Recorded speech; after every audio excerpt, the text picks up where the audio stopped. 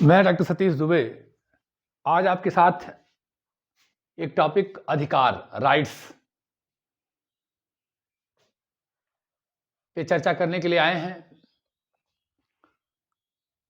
अधिकार कुछ सुविधाएं हैं, कुछ बाहरी तत्व हैं जो एक राज्य अपने नागरिकों को प्रदान करता है, जिसके माध्यम से वो उनके व्यक्तित्व का विकास होता है। कुछ रियायतें हैं, कुछ ज़रूरतें हैं, कुछ आवश्यकताएं हैं, कुछ सुविधाएं हैं, कुछ बाह्य परिस्थितियां हैं जिनके बिना व्यक्ति के व्यक्तित्व का सर्वांगीण विकास, ठीक से विकास, नैतिक विकास, उच्चतम विकास नहीं हो सकता है।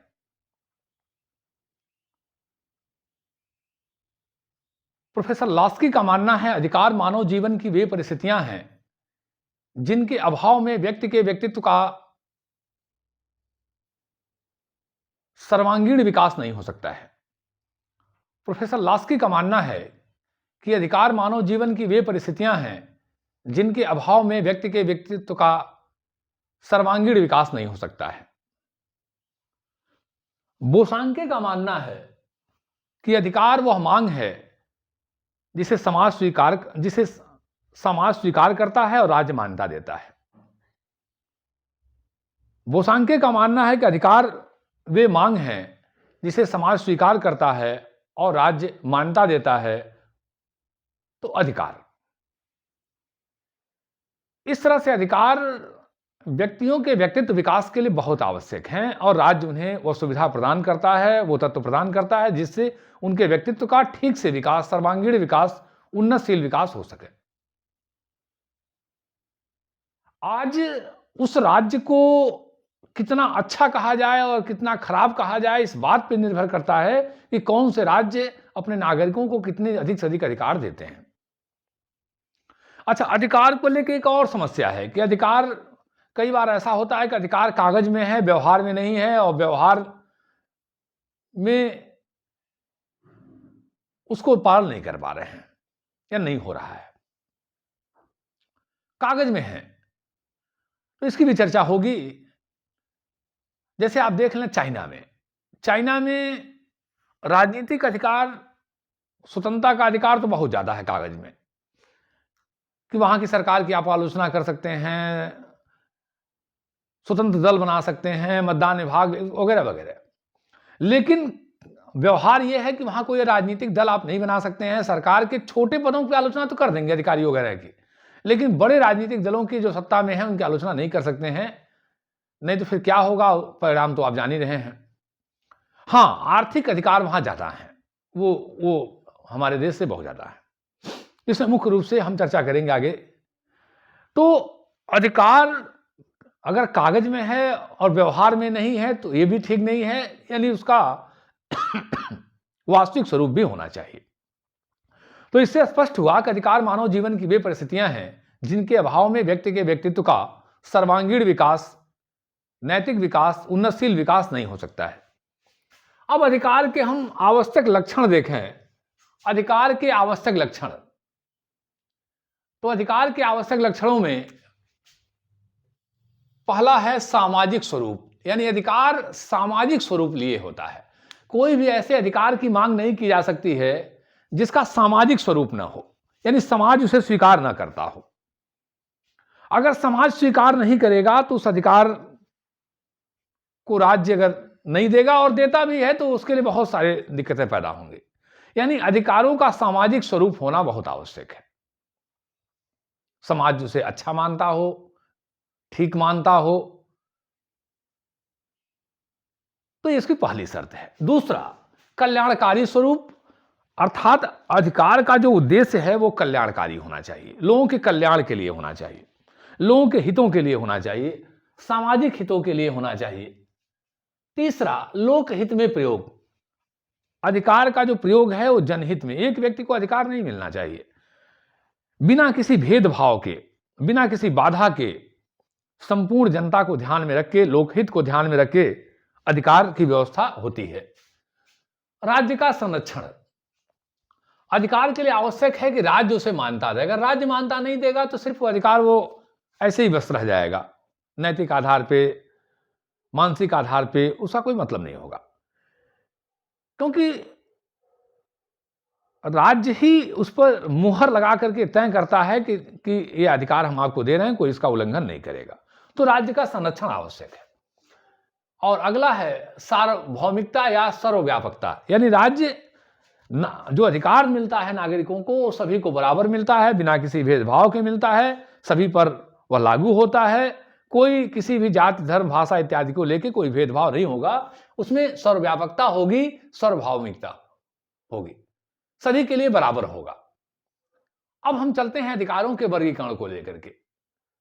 तो इससे स्पष्ट हो गया कि अधिकार मानव जीवन की वे परिस्थितियां हैं जिनके अभाव में व्यक्ति के व्यक्तित्व का विकास नहीं हो सकता है। और उसमें तीन बातें हो गई, तीन बातें। पहला कि अधिकार मानव जीवन की, मानव व्यक्तित्व के विकास के लिए आवश्यक है। पहला कि अधिकार मानव व्यक्तित्व के सर्वांगीण विकास के लिए आवश्यक है। दूसरा, समाज उसे स्वीकार करता है और राज्य अपनी मुहर लगाता है। तीन बातें, तो तीनों मिलकर राज्य का मुहर लगना, सामाजिक स्वरूप होना और व्यक्ति के व्यक्तित्व विकास के लिए आवश्यक होना, ये तीनों मिलकर के अधिकार बनते हैं। तो अंत में फिर हम कहें कि अधिकार मानव जीवन की वे परिस्थितियां हैं जो उनके व्यक्तित्व विकास के लिए आवश्यक हैं, उनका समाज स्वीकार करता है और राज्य अपना संरक्षण देता है, उसे हम अधिकार कहेंगे, उसे हम अधिकार कहेंगे। तो अब चलते हैं अधिकारों के वर्गीकरण की तरफ। तो अधिकारों के वर्गीकरण का दो आधार हुआ, नैतिक आधार और कानूनी आधार। नैतिक अधिकार वे अधिकार हैं जो चेतना के स्तर पे, मानसिक स्तर पे स्वीकार किए जाते हैं, परंतु नैतिक अधिकारों का कोई मतलब नहीं है। जनमत भले स्वीकार कर ले, धर्मशास्त्र उसे मान ले, मानसिक रूप से मान लिया जाए, चेतना के स्तर पे मान लिया जाए, क्योंकि जब तक राज्य उस पर अपनी मुहर नहीं लगाएगा, राज्य अपना संरक्षण नहीं देगा, तब तक अधिकार का कोई मतलब नहीं हुआ। इस नाते इस नैतिक अधिकार का कोई मतलब नहीं रहा, मतलब रहा सिर्फ कानूनी अधिकार का। नैतिक अधिकार सिर्फ चेतना के स्तर पे, मानसिक स्तर पे, धार्मिक स्तर पे हो सकता है, लेकिन बाकी उसका कोई मतलब नहीं है। तो दूसरा उसका जो स्वरूप है वर्गीकरण का, वो है कानूनी अधिकार। कानूनी अधिकार में हम पहले दो उसके पार्ट हैं, नागरिक अधिकार और राजनीतिक अधिकार। कानूनी अधिकार के दो रूप हैं, नागरिक अधिकार और राजनीतिक अधिकार। तो पहले हम चर्चा करेंगे नागरिक अधिकार का। नागरिक अधिकार में पहला है जीवन का अधिकार। जीवन का अधिकार यानी प्रत्येक व्यक्ति को जीवन जीने की आजादी है, किसी भी व्यक्ति से उसका जीवन नहीं लिया जा सकता है। हर व्यक्ति को अपने जीवन जीने का अधिकार है और किसी भी व्यक्ति के उसके जीवन से स्वतंत्रता से वंचित नहीं किया जा सकता है। हमारे संविधान में भी अनुच्छेद 21 में दैहिक स्वतंत्रता को मौलिक अधिकार के रूप में मान्यता दी गई है। जीवन का अधिकार, जीवन के अधिकार में ही यह माना गया है कि व्यक्ति का जीवन बहुत ही पवित्र है, महत्वपूर्ण है। कोई भी बिना विधि के उचित प्रक्रिया की कहीं से भी उसे कोई नुकसान नहीं पहुंचाया जा सकता है।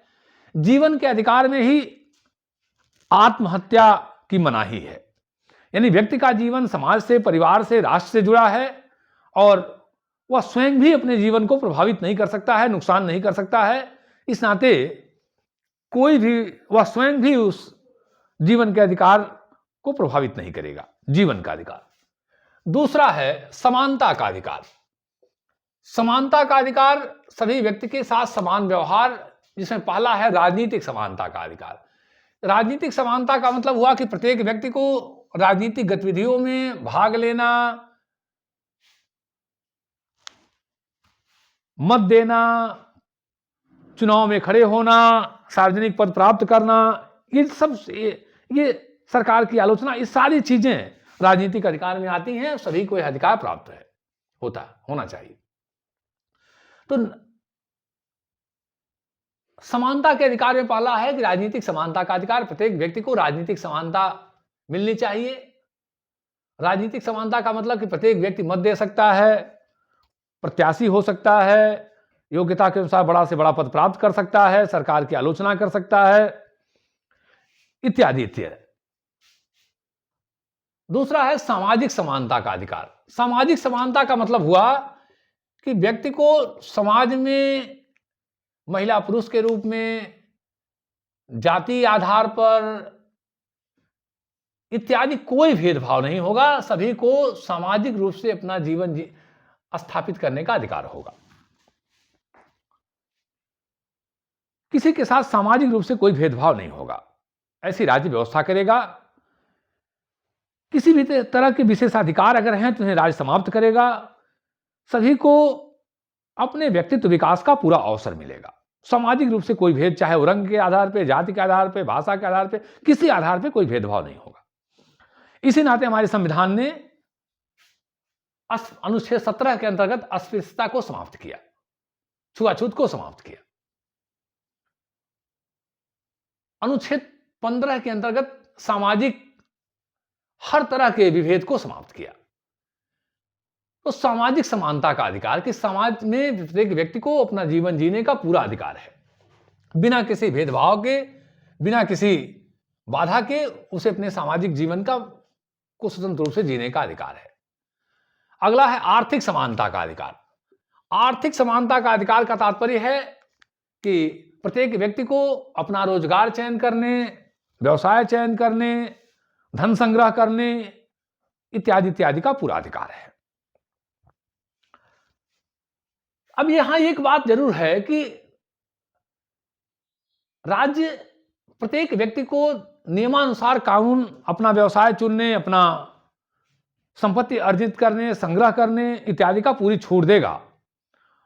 और यदि उसको वो ग्रहण करता है, अधिग्रहण करता है, तो विधि की उचित प्रक्रिया के द्वारा, मान लीजिए सरकार को कोई सरकारी उपक्रम बनवाना है, एयरपोर्ट बनवाना है, सड़कें बनवानी है और किसी व्यक्ति की संपत्ति लेता है तो उसका उचित मुआवजा देगा।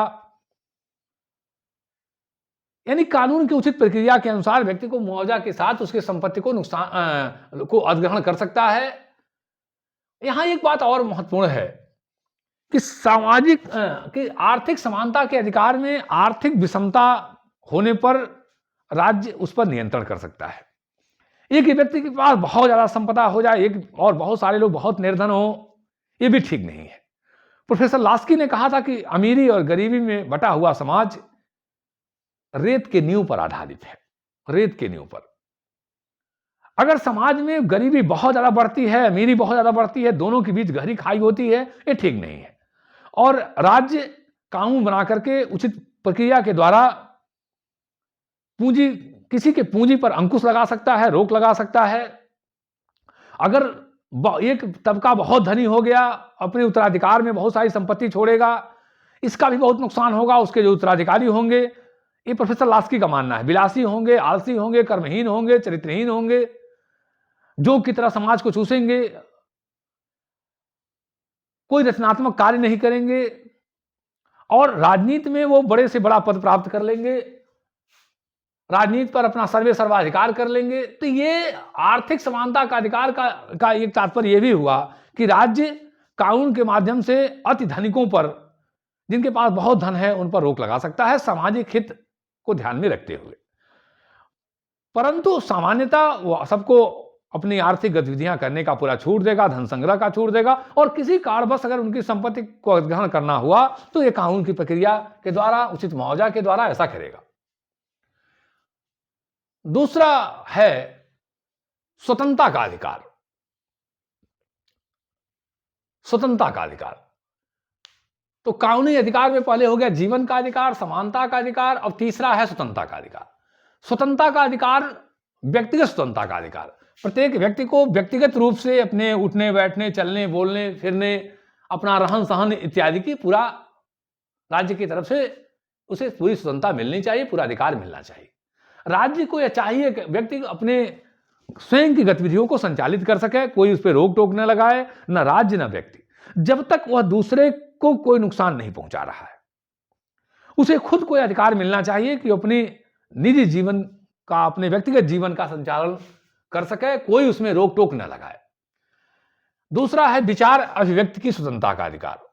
विचार अभिव्यक्ति की स्वतंत्रता का अधिकार व्यक्ति को बोलने की, भाषण देने की, अपने विचार रखने की पूरी आजादी है।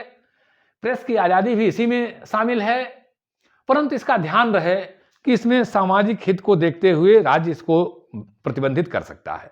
आप बोलने का अधिकार का ये मतलब नहीं है कि आप किसी को गाली दें, किसी को समाज में दुर्भावना फैलाएं।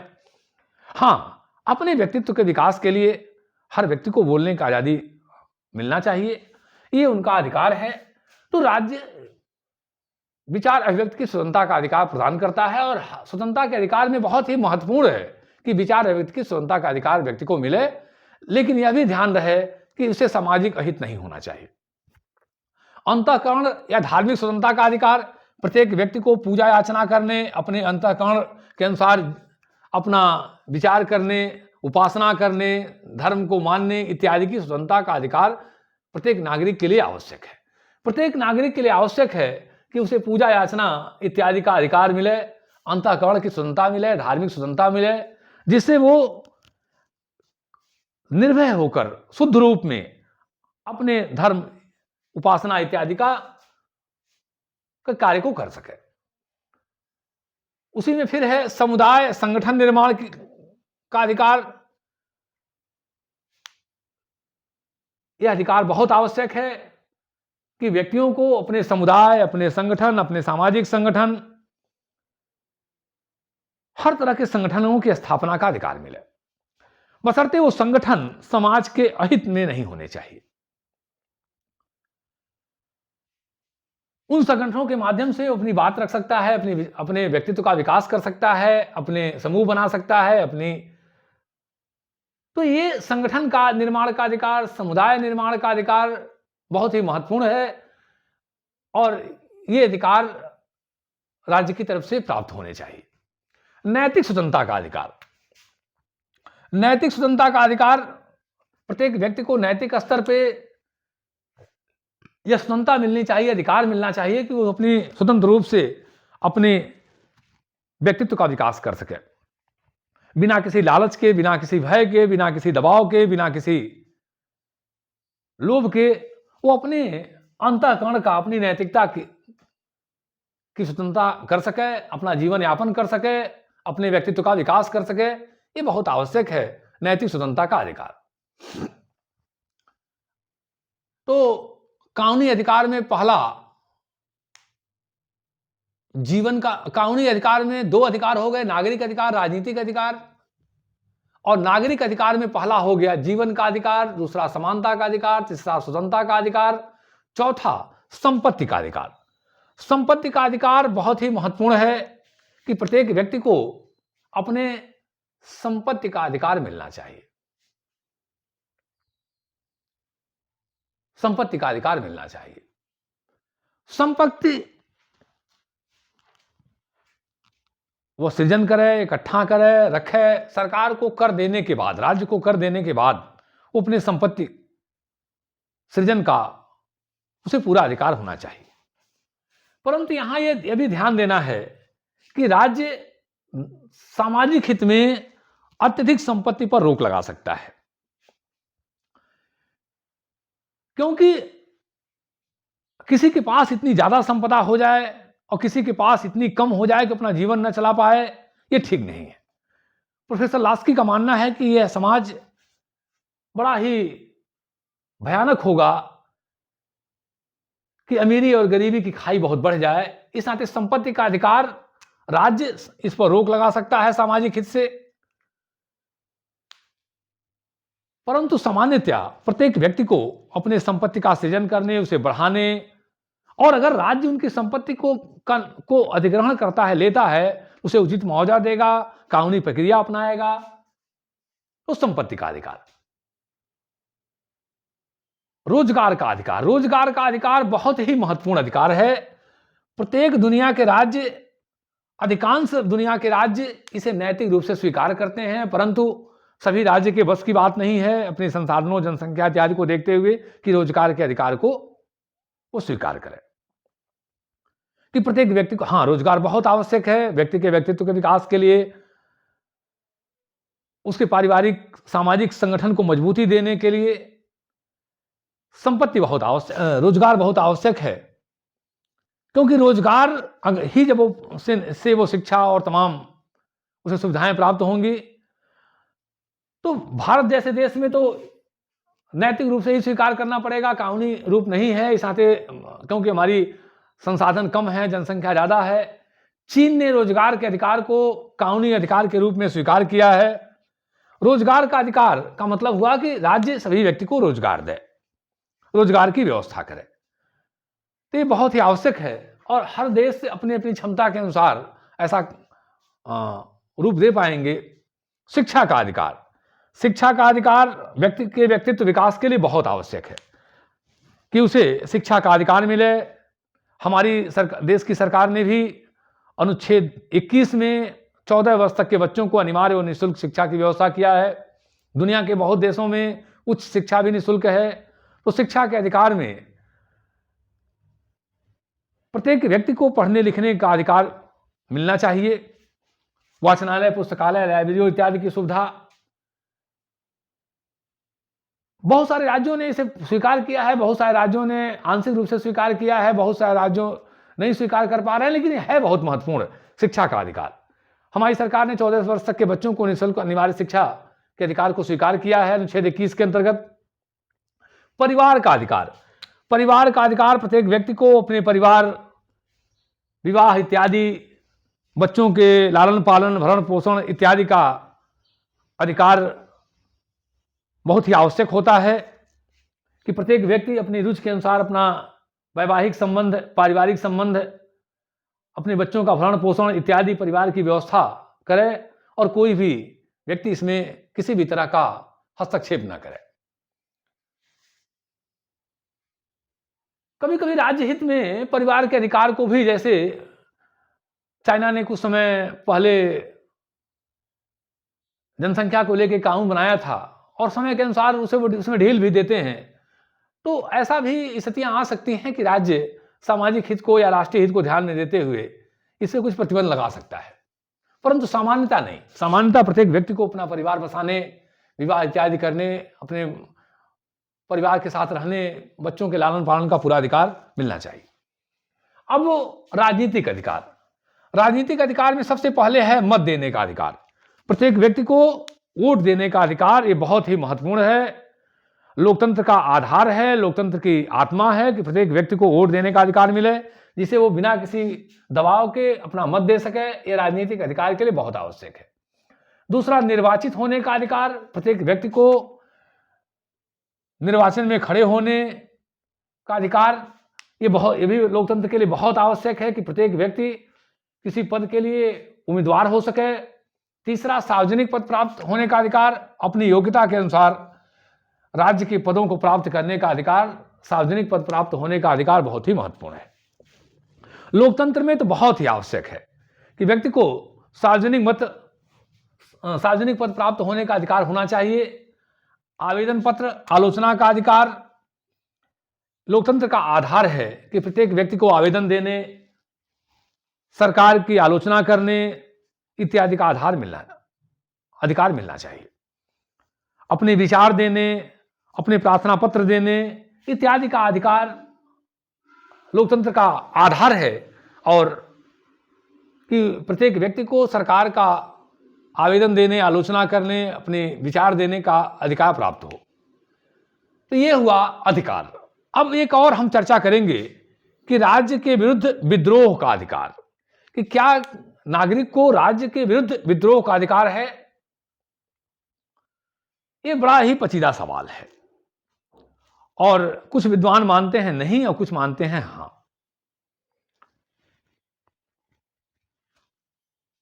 कांट जैसा विद्वान, हीगल जैसा विद्वान तो कतई परमिशन नहीं देगा कि चाहे राज्य आपका गर्दन काट दे, आप उसके विरुद्ध विद्रोह का कोई अधिकार आपको हो ही नहीं सकता, सोच ही नहीं सकते। लेकिन महात्मा गांधी और टी.एच. ग्रीन जैसा विचारक इस अधिकार को सीमित मात्रा में देने के पक्षधर हैं कुछ विशेष परिस्थितियों में। महात्मा गांधी ने कहा कि प्रत्येक व्यक्ति अपने आत्मा के प्रति उत्तरदायी होता है, अपनी आत्मा के प्रति, और अंतःकरण का पालन करना चाहिए। हालांकि आत्मा के शुद्धिकरण की बात उन्होंने कहा है, उसके कई चरण बताए हैं, जिसका मैं अभी कभी फिर चर्चा करूंगा। लेकिन वो एक और टी.एच. ग्रीन अपनी पुस्तक राजनीतिक दायित्व के सिद्धांत, the principles of political obligation, राजनीतिक दायित्व के सिद्धांत, the principles of political obligation में कुछ ऐसे तत्व हैं जिस पर राज्य के विरुद्ध विद्रोह के अधिकार की बात करते हैं। तो हम आज उन पर चर्चा करेंगे कि क्या कोई नागरिक राज्य के विरुद्ध विद्रोह भी कर सकता है। तो पहला, कि राज्य के विरुद्ध विद्रोह व्यक्तिगत हित की भावना से नहीं होना चाहिए। और उससे पहले हम बात करेंगे कि राज्य के प्रति विद्रोह करने से पहले पहला तत्व, नागरिकों को सभी संवैधानिक मार्ग अपना लेना चाहिए। संविधान के माध्यम से, संवैधानिक रास्तों से उस सारे विरोध का तरीका सरकार का अपना लेना चाहिए, सरकार के प्रति, राज्य के प्रति, तब जाकर के ये निर्णय करना चाहिए। तो पहली बात तो हो गई कि संवैधानिक मार्ग प्रथम, पहले आप संवैधानिक मार्ग से पूरा प्रयास कर लीजिए, ये पहली बात हो गई। तब फिर विद्रोह पे आइए। दूसरी बात कि विद्रोह की भावना व्यक्तिगत हितों के लिए नहीं होनी चाहिए, सामूहिक हितों के लिए होना चाहिए। ये नहीं कि हमको कोई सरकार ने नुकसान पहुंचा दिया, हमको अच्छा नहीं लगा, हम विद्रोह कर दिया, नहीं नहीं नहीं, ये तो गलत हो जाएगा। ये सामूहिक भावना, बहुत बड़े समाज के हित जहां प्रभावित होते हों, ये। तीसरा, सरकार या राज्य द्वारा सामान्य दबाव, सामान्य नाराजगी, सामान्य बल प्रयोग, सामान्य कार्य के प्रति विद्रोह की बात नहीं होनी चाहिए। कोई भीषण, भयंकर, बहुत बड़े पैमाने पे अगर नागरिकों को दबाया जाता है, तहस नहस किया जाता है, प्रभावित किया जाता है, तब जाकर के, छोटे मोटे के लिए नहीं,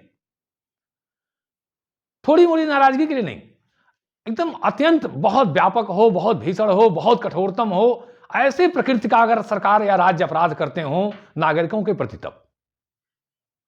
अगला, कि विद्रोह करने के पहले विद्रोह के सारे रूपों पर चर्चा कर लेनी चाहिए। खास करके जो लोग विद्रोह करना चाह रहे हैं उनको